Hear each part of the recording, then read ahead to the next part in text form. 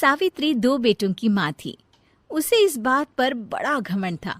वो मानती थी कि बेटे घर की शान होते हैं। ये ले सावित्री, मिठाई खा, मेरे यहाँ पोती पैदा हुई है। ये सुनते ही सावित्री मुंह बना के कहती है, अरे तू तो लुट गई, बर्बाद हो गई, तेरे यहाँ लड़की पैदा हो गई। अरे तू ऐसा क्यों कह रही है? मैं तो बहुत खुश हूँ। अरे जब तेरी पोती के पीछे तुझे खर्चे पर खर्चे करने पड़ेंगे ना, तब ये तेरी सारी खुशी गम में बदल जाएगी। पहले लड़की की पढ़ाई लिखाई का खर्चा, फिर उसकी शादी का खर्चा। अरे आजकल की शादियाँ कितनी महंगी हो गई है। गहने बनाओ, लाखों रुपए पानी की तरह बह जाते हैं। लड़कियाँ तो सिर्फ खर्चा करवाने के लिए ही पैदा होती हैं। इस तरह लड़कियों के प्रति अपने विचार व्यक्त करते हुए सावित्री ममता को लंबा चौड़ा भाषण देके चली जाती है। अब तो आप लोग इस कहानी में सावित्री देवी का पात्र अच्छी तरह समझ ही गए होंगे। कुछ समय बाद सावित्री की बड़ी बहू भी एक लड़की को जन्म देती है। फिर क्या था, सावित्री पूरा आसमान सर पर उठा लेती है। हे भगवान, ये तू मुझसे किस जन्म का बदला ले रहा है? अरे मैं तो मंदिर में रोज आकर तुझसे कहती तो थी कि मुझे एक पोता चाहिए, और तूने मुझे पोती दे दी। इतनी मिठाइयाँ और प्रसाद चढ़ाने का क्या फायदा हुआ? तभी सावित्री की बहू निशा कहती है, क्या माँ जी, आप भी इतनी सी बात पर नाराज हो गई हैं? देखिए तो आपकी पोती कितनी सुंदर है, बिल्कुल आप पर गई है। अरे चुप कर, तुझे 9 महीने इतने महंगे महंगे काजू बादाम फल फ्रूट खिलाने का फायदा क्या हुआ? मेरे तो सारे पैसे बर्बाद हो गए। ये सुन सावित्री का बड़ा बेटा अजय कहता है, माँ, तुम सिर्फ नाम के लिए 2020 में रहती हो। असल में तुम्हारा दिमाग सैकड़ों साल पुरानी सोच रखता है। आज के जमाने में लड़का और लड़की में कौन फर्क करता है? मैं तो बहुत खुश हूँ कि भगवान ने मुझे लक्ष्मी के रूप में बेटी दी है। लेकिन सावित्री पर अजय की बातों का कोई असर नहीं होता। नालायक, अपनी पत्नी की जबान बोल रहा है। मेरा बड़ा बेटा तो हाथ से गया। लेकिन सावित्री देवी हार मानने वाली नहीं थी। वो पोते की चाह में अपने छोटे बेटे विजय की शादी करवा देती है। कुछ समय बाद आखिरकार वो दिन आ ही जाता है जब सावित्री की छोटी बहू गर्भवती हो जाती है। सावित्री इतनी खुश हो जाती है कि वो बच्चे के जन्म से पहले ही सारे मोहल्ले में ढिंढोरा पीटने लगती है।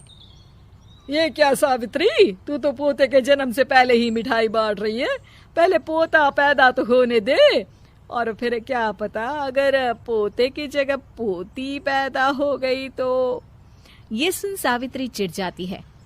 अरे अपनी काली जबान मत चला, मेरी मिठाई खा के मेरा ही बुरा सोच रही है। बड़ी आई, ला मेरी मिठाई वापस कर।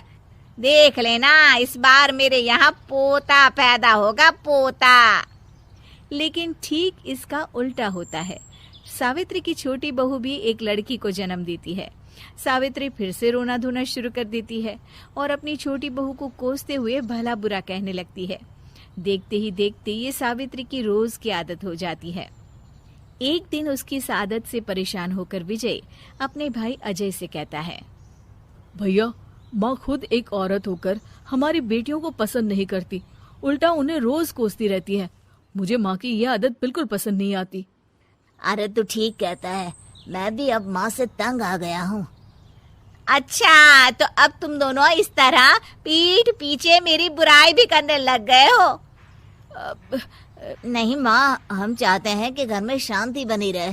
हमें हमारी बेटियाँ बहुत प्यारी है। मैं नहीं चाहता कि वह तुम्हारे ताने सुन सुन कर बड़ी हो, और इसीलिए हम दोनों ये घर छोड़कर चले जाएंगे। हाँ माँ, मैं भैया की बात से सहमत हूँ। जब तुम इस घर में अकेली रहोगी तब तुम्हें अपनों की कीमत का एहसास होगा। अपने दोनों बेटों के मुंह से अपनी माँ के लिए इतने कठोर शब्द सुन सावित्री भावुक और रुआंसी होकर कहती है, क्या सच में तुम दोनों मुझे इस घर में अकेली छोड़कर चले जाओगे? हाँ माँ। हाँ माँ, अब पानी सर के ऊपर जा चुका है। मैं तुम दोनों के बिना नहीं रह सकती। अपनी सास के आंसू देख अजय और विजय की पत्नी अपने पतियों से लड़ पड़ती है। अरे जिसे जाना है वो जाए, मैं माँ जी को छोड़कर कहीं नहीं जाने वाली। भाभी, आप ये क्या कह रही हैं? वही जो तुम सुन रहे हो। दीदी बिल्कुल सही कह रही है। हम बेटियों के संस्कार हमें सिखाते हैं कि सास माँ समान नहीं बल्कि माँ ही होती है और उस माँ की जिंदगी भर सेवा की जाती है। बेटे अपना फर्ज भूल सकते हैं, लेकिन बेटियां नहीं। आप दोनों शौक से जा सकते हैं। माँ जी, हम दोनों के रहते आपको किसी बात की फिक्र करने की जरूरत नहीं। फिर क्या था, सावित्री के ऊपर छाए बेटों के घमंड के बादल उसकी बेटी स्वरूप बहुओं के तेज के आगे आंसू के रूप में परिवर्तित होकर सावित्री की आंखों से बहने लगते हैं और वो उन दोनों को गले लगा लेती है। मैं जिंदगी भर बेटियों को कोसती रही, लेकिन आज तुम दोनों को देख मुझे समझ आ गया कि बड़े अभागे होते हैं वो लोग जिनके घर बेटियां नहीं होती।